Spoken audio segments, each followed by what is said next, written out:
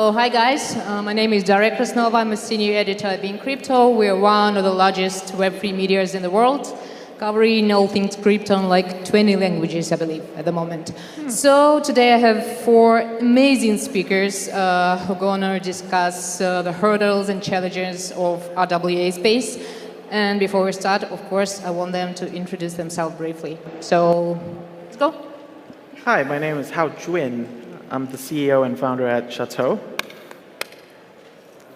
Can you please explain a bit to our audience what you're building, how long are you in space? And Chateau is a DeFi protocol. We engineer access to blue chip private assets like OpenAI, SpaceX, Anduril, Anthropic, and hedge funds. We're partnered with Wall Street funds. We are focused on pre-IPOs and funds at the moment. Our first MVP was on Arbitrum, but we're looking for different chains to deploy on. And yeah, we closed a round recently led by Hack VC. So lots of things happening, and we want to ship as soon as possible. Cool, congrats for the round. Yeah, guys, please take the same approach since not everyone is super cool with RWA. So if you can explain like the 10, please do it. Sure. So hi everyone, pleasure to be a part of this amazing session. My name is Arijit and I'm the group CTO for Diamante Blockchain Holdings. It's a Delaware-based entity and we do have our presence in Abu Dhabi, Singapore, Switzerland and India. So I hold close to 16 years of an experience with a blended like forte on investment banking as well as in the tech.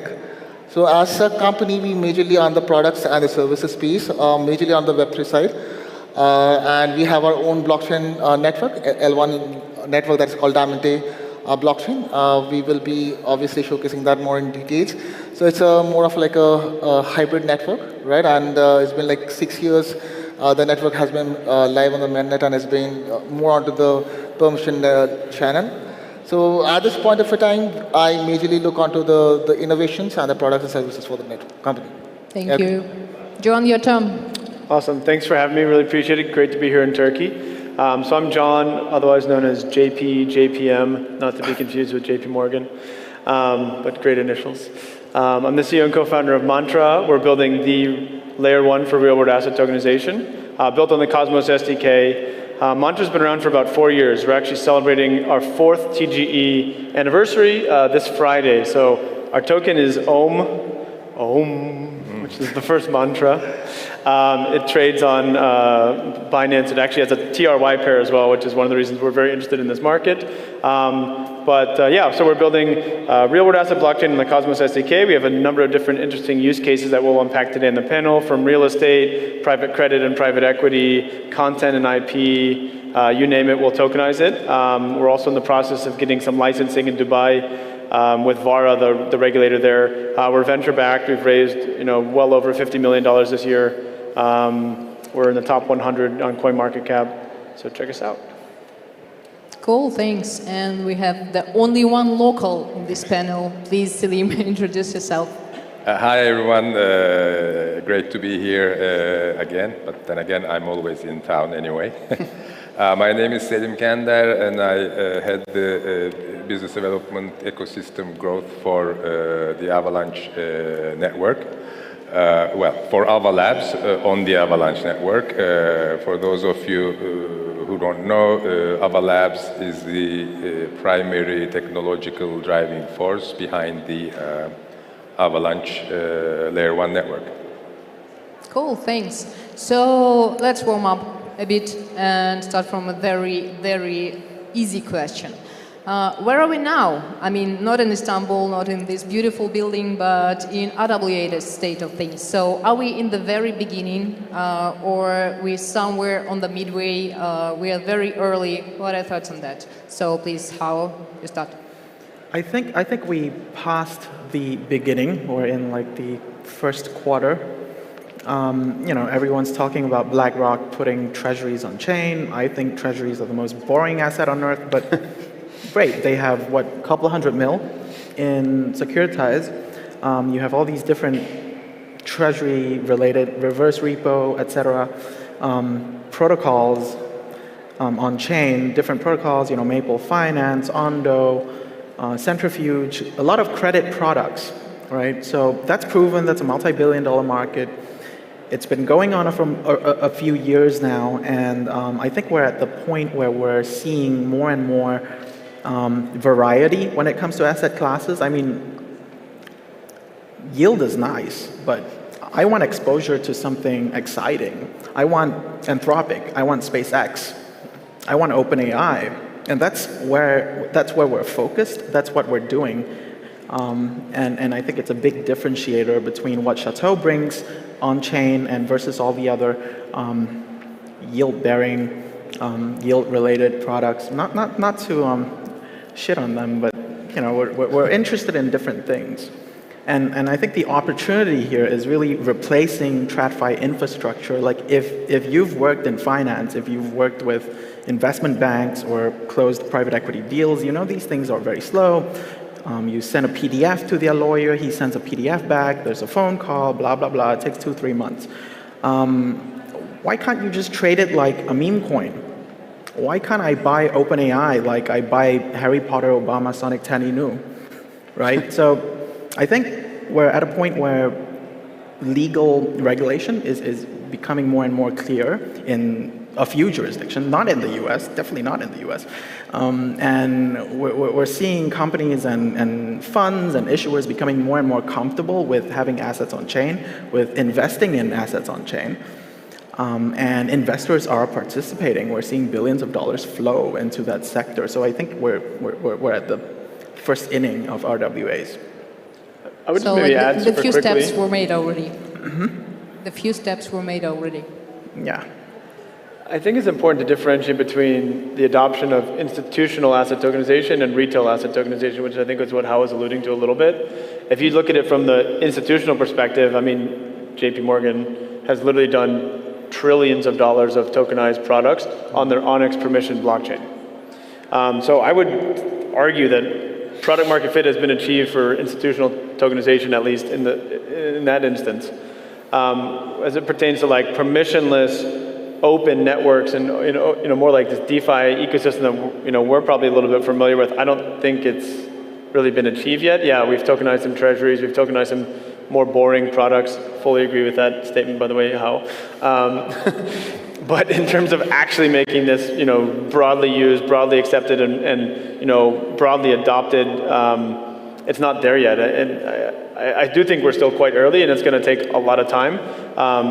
One of the reasons that we have a bit of a strategy that's, in our opinion, bull and bear market proof is that you have the token is the product in the bull market. Our token is the product in the bull market, and in the bear market, it becomes the tokenized products on your ecosystem, which are yield-bearing, boring things that everyone wants to go into when they want safety. Do you think RWA really needs retail adoption? Yes. Why? Okay, well, I mean, I'll be completely selfish and say that I want it, not that I want it as a founder of a company. I want it for myself and my own personal use. I'm a, middle-class American that can get exposure to basically any financial product under the sun if I wanted to, literally anything. But due to the fact that, I've been in crypto since 2013, the vast majority of my digital net worth is on a blockchain.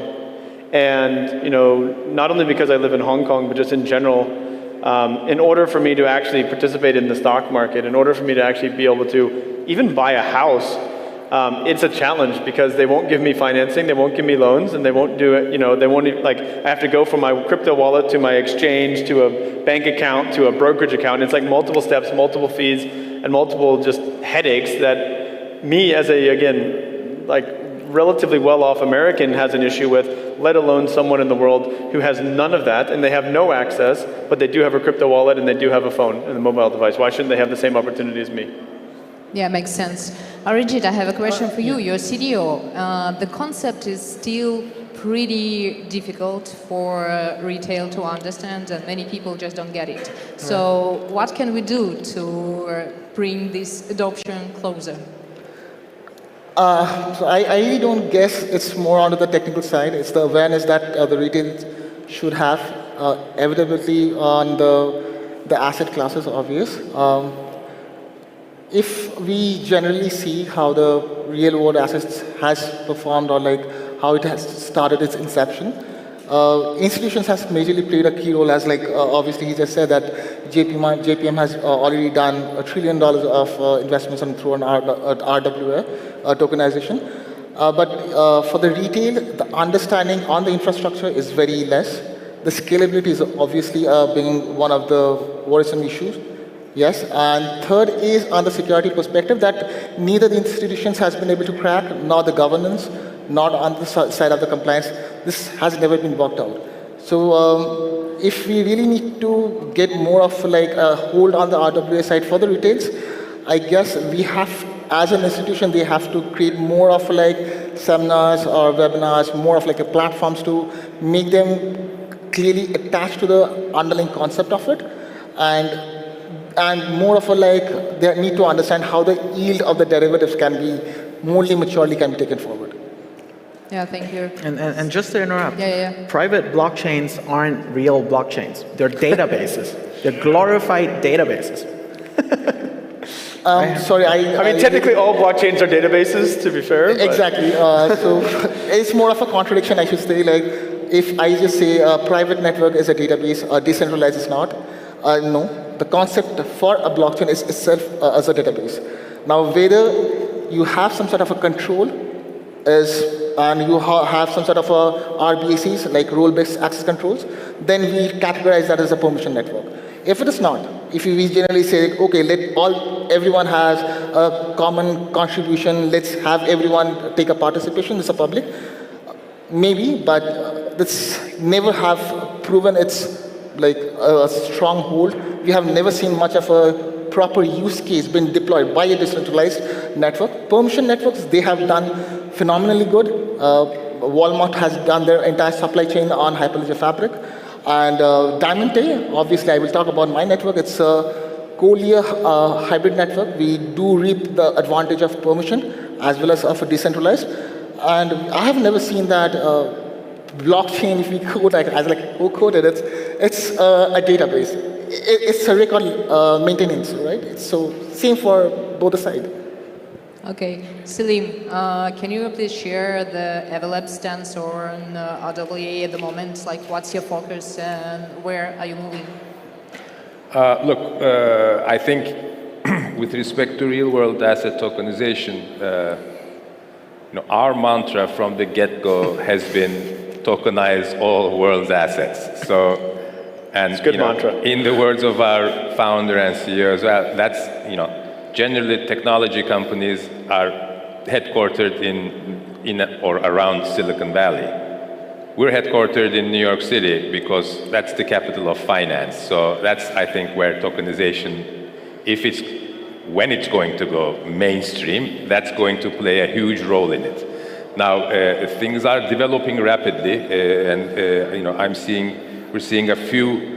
One of the most important things is regulation is coming, and regulation is going to be very important. Now, in Turkey, we recently passed a law. We're expecting the secondary regulatory pieces to come in. Same is true for the EU. Can you please expand on this? Because you explained it to me behind the stage, the secondary law. Well, the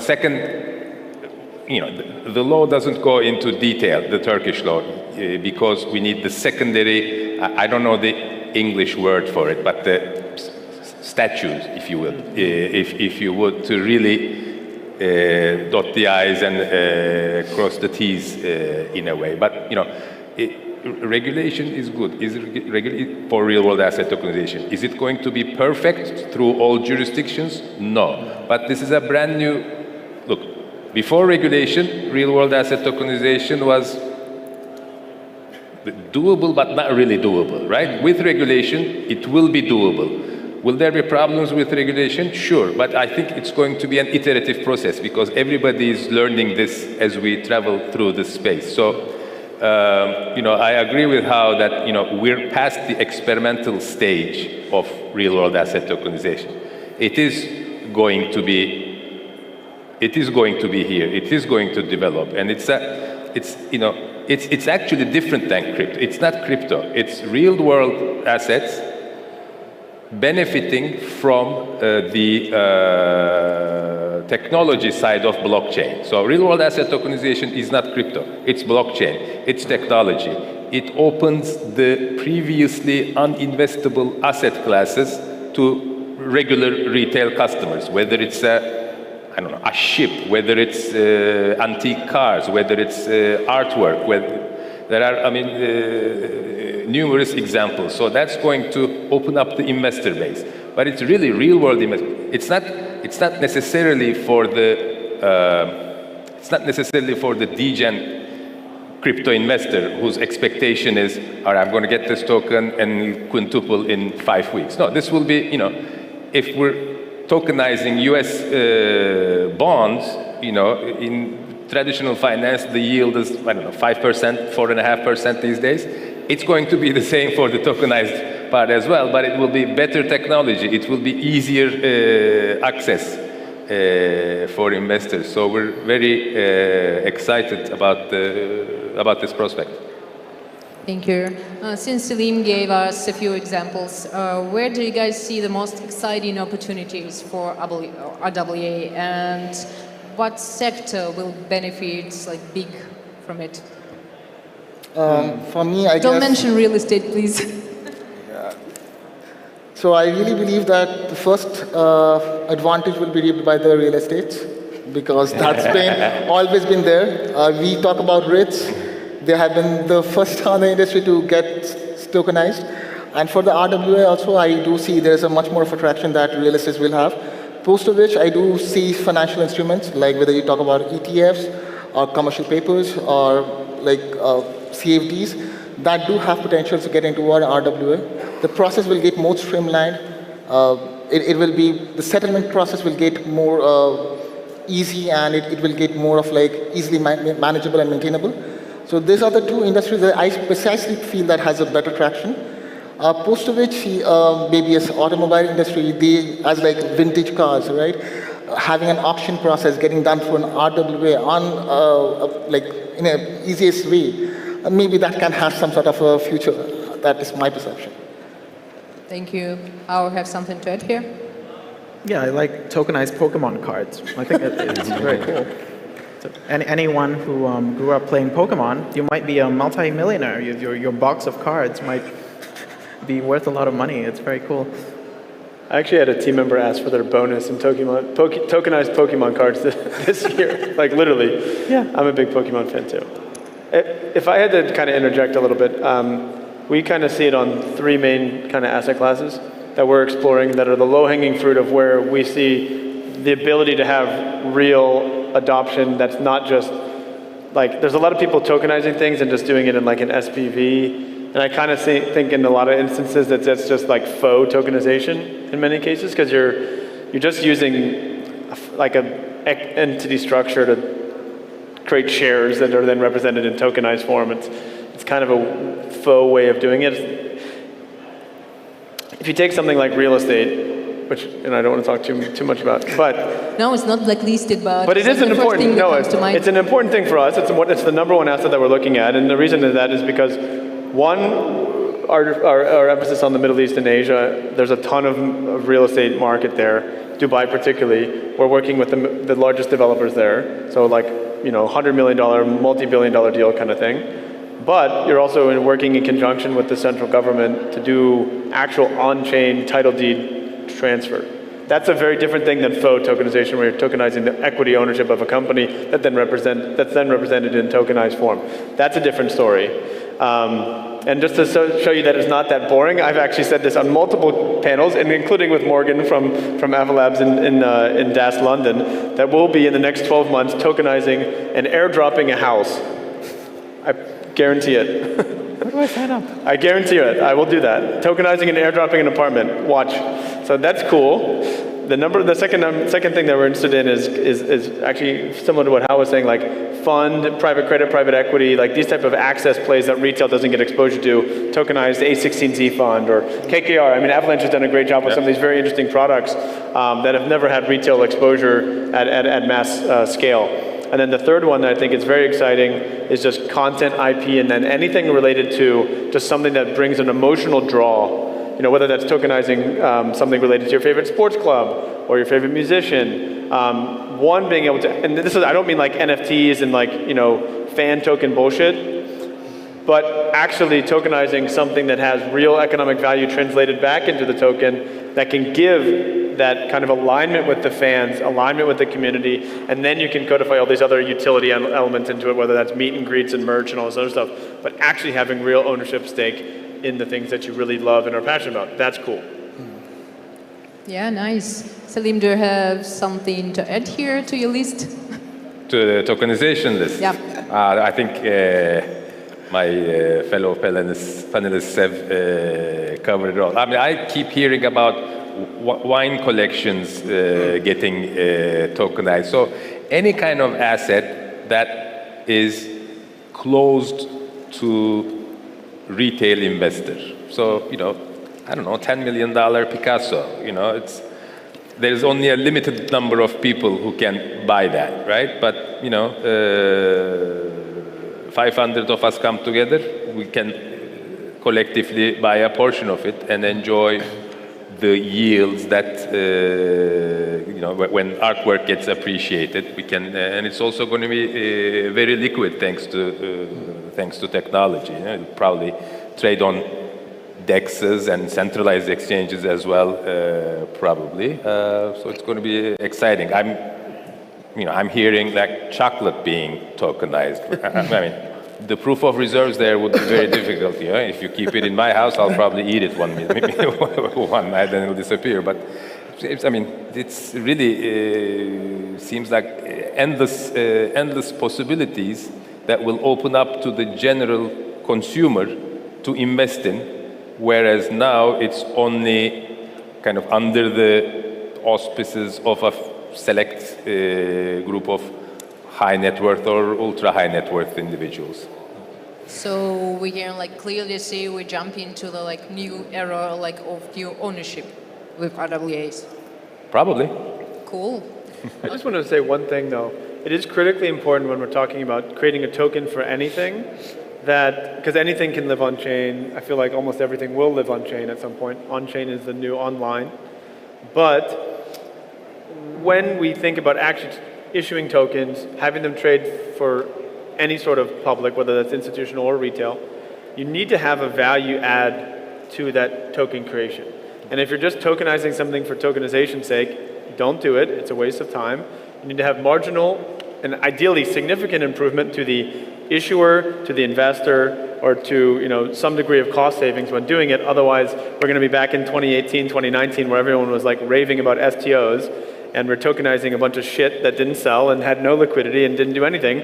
And that's the market where I've seen things have changed, but I think it also continues to have a similar flavor, just wrapped in a different packaging in certain instances. So we need to get away from that and actually do something that are focused on the quality of the assets, focusing on the ability to bring secondary market liquidity, which is a hard thing. Creating a token does not solve that. And those are the problems that I think the RWA space needs to work on. This is going to take time. And I'm sure, in addition to John's point, very interesting people will come out of the woodwork. So I think real-world asset tokenization is, if we look at DeFi, it's like asset-backed securities. So proof of reserves is going to be important. Like the Picasso example. I mean, is somebody really accountable for keeping that Picasso maybe on loan at a museum or in a suitable preservation warehouse or wherever they keep them? I mean, there was an old story. There was a big-time Turkish fraudster. This is back in the 40s, 50s. You guys have been in Istanbul enough. You know the Galata Tower. So he used to sell the Galata Tower to people who were around it. The Galata Bridge, he used to sell it, etc., etc. We'll see a lot of those. So it's the first case of fractional ownership. Good faith people come out of the woodwork. So it'll still be, a lot of do your own due diligence. It'll be important who's putting their reputations on the. It's got to be reputable. I don't want to say intermediaries when we're talking about the decentralized space, but there will need to be a need for, the asset will need to be kept somewhere physically. So there will need to be some intermediation in that sense. Yeah, sure. Again, you're raising a very cool question. It's just not like I need my list anymore. So, since you mentioned the custody for RWA, like security is one of the biggest concerns at the moment in this space. So, how are you guys addressing this concern? I think the biggest security risk is honestly the investor. In my experience, at least, like a lot of everyone here is crypto native, right? You know what a private key is. You know, if some guy messages you on Telegram and says, "Hey, just show me a screenshot of your wallet," you don't do it, right? I think to reach mass adoption, we have to give up self-custody. I think self-custody isn't right for more than 50% of the population, and for DeFi, for crypto, to replace traditional brokerages, to replace traditional banks, there needs to be solutions that are idiot-proof, to put it lightly. and we are seeing solutions like that. Account abstraction, smart wallets, MPC wallets, where you have keys that are, you know, I have one key, the wallet provider has another key, there's a recovery key. Solutions like that, right, where I can build products that my grandma can use, where people with no crypto understanding can use. I think that's the key to security here, because if you really think about it, there's a lot of risk. There's smart contract risk, there's like, you know, scams, phishing attacks, et cetera, and how do you minimize that? You really can't. The more tech you build, the larger the surface vector of attacks become. I'll tell you one thing. Since I'm visiting like a lot of conferences, and every event we discuss the same things, like security is still weak. The amount of like hacks is raising every year. So what's the deal here? Why are we still in this stance? Every time when you talk about some sort of an innovation is happening, you are actually creating multiple doors of breaking that same innovation, right? Let's say we talk about AI, right? We are creating multiple phases of like improvement on the encryptions, on the algorithms. You're similarly creating an opportunity to just overcome the same thing that has been created. Quantum has been quite taking up phenomenal changes over the older encryption models.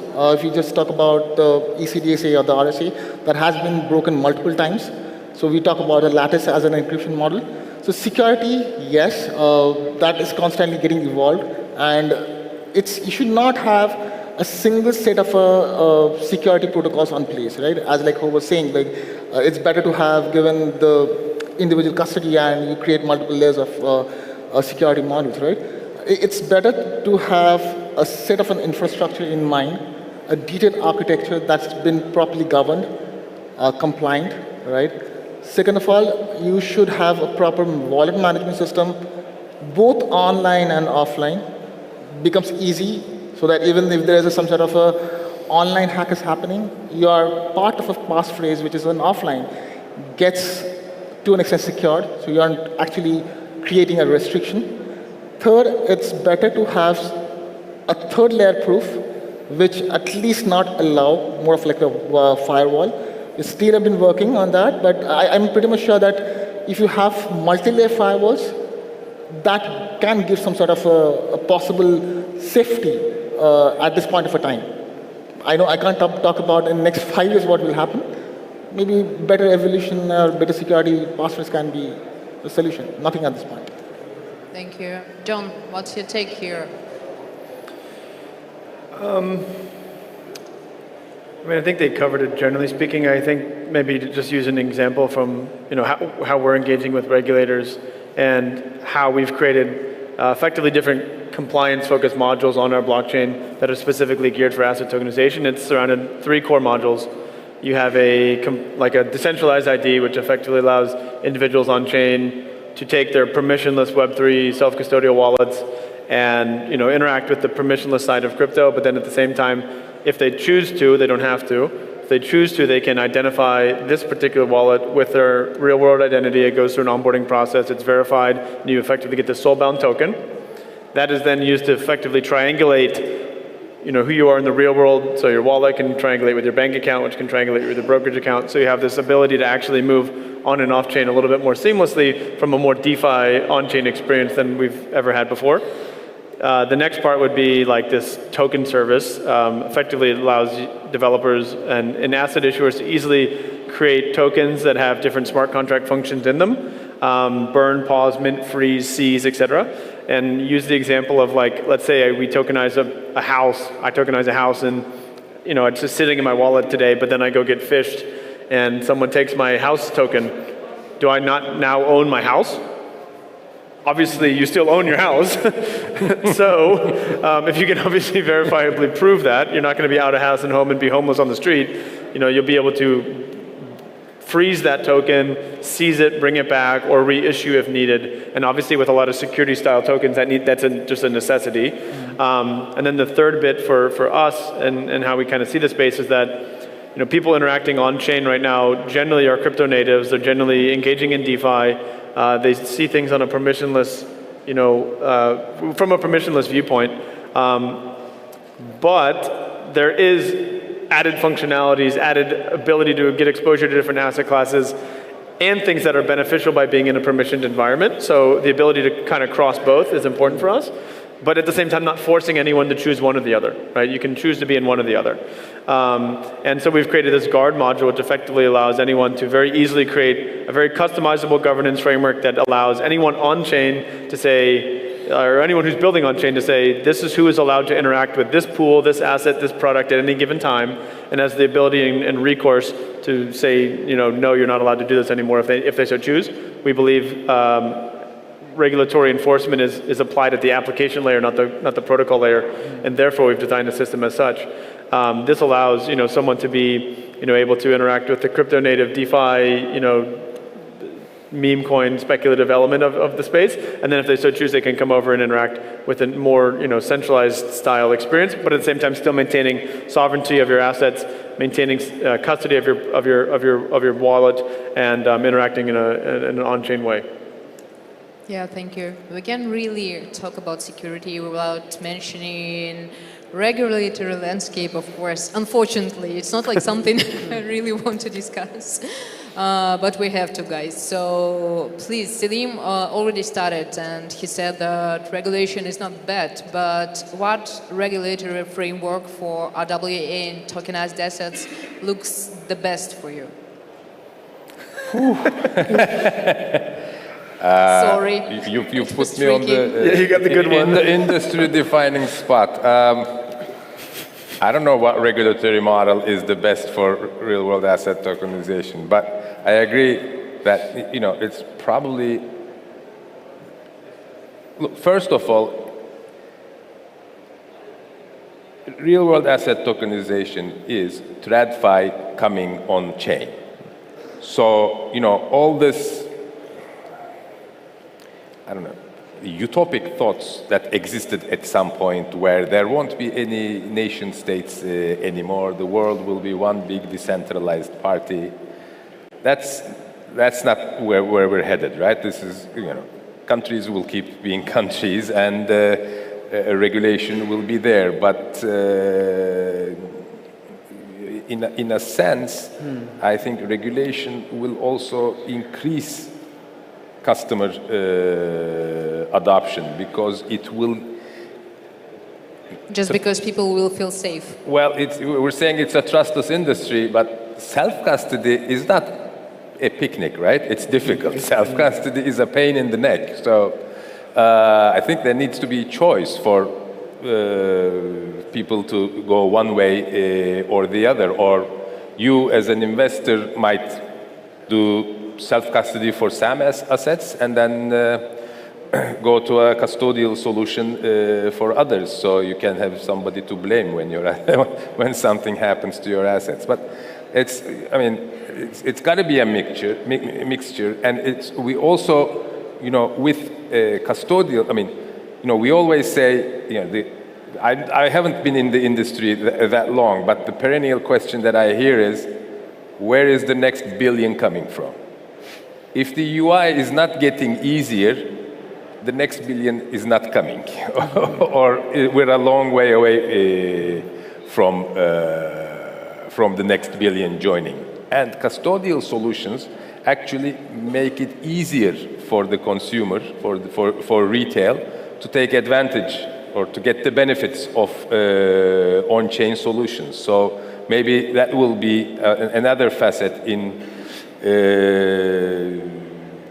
making the customer experience better, easier, not as confusing, etc., etc. So let's hope. I mean, it should be, in an ideal world, if you're, average Joe on the street or Jane, and you're using an application that is on blockchain, you really shouldn't care whether it's on blockchain or not. It's just another technological solution.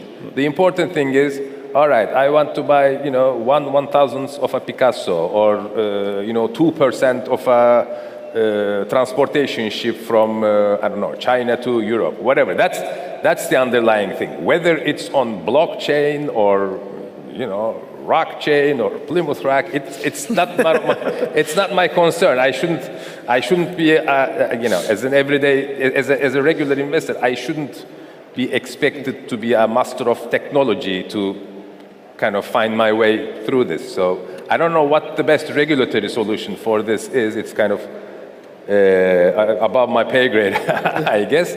However, I think these are the important things that will make this proliferate, hopefully, quicker than otherwise.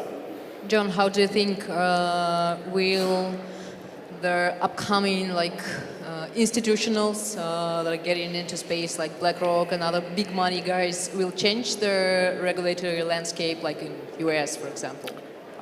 I mean, it definitely gives pressure, particularly in the U.S. market. I think, we've seen a willingness where we're looking to be licensed to engage in conversations with builders in the space, whereas I think in the U.S. a lot of the builders don't feel like there's a willingness to actually have a conversation with the regulator. In fact, they're just scared of getting sued, which is a bit of a problem. So if you can create an environment to build safely and also an environment for investors to be protected, I think that's the end goal that everyone wants. Sometimes those are a little bit at odds. Regulators tend to be safe and risk averse, and builders tend to be pushing the edge of the envelope, innovative, and a little bit more risk on. So a balance is necessary. Obviously, in the U.S. market, particularly institutional adoption, Bitcoin ETF getting approved, these type of things happening, have moved the needle. But at the same time, it's going to come down to what administration's in power. Are they pro-crypto? And actually, I think the great thing about all this kind of situation is now it's such a focal point of conversation, in one of the biggest election cycles we've seen in the U.S. market right now, where both candidates are actually having to have a policy about crypto assets and blockchain. And that's like, if you would have told us that this was, a few years back, that the president, elects at B would be debating crypto, no one would probably believe that, right? So it's an amazing step forward, but we still have a long, long, long way to go for this to be, a properly built-out framework that has both builders as well as the end users in mind. How do you guys think, can the government itself benefit from allowing trading of tokenized assets? Well, I think if you really think from first principles, like why regulation, it's just there to protect investors. You want to make sure you're safe. You want to make sure your assets are there. You want to make sure you're not getting scammed. And as a crypto protocol, we have the benefit of choosing which jurisdiction to set up in. And I think we already see it, capital and projects and people are just going to go to where governments have common sense, progressive regulations. We see a huge migration out of the US into Dubai, into Hong Kong. When Gary Gensler started his party, he wants people to forget that he's best friends with SBF. I haven't forgotten. And yeah, I think like Bermuda, for example, is doing a very good job of recognizing tokenized assets and enabling secondary trading. And it's going to get there. It's not going to get there evenly. Assets are, smaller jurisdictions are going to have pro-crypto regulations first, and then the coolest projects are going to start there, and then the lobbyists will hopefully push things through in bigger countries like the US with big checks. That's how it works. Understand.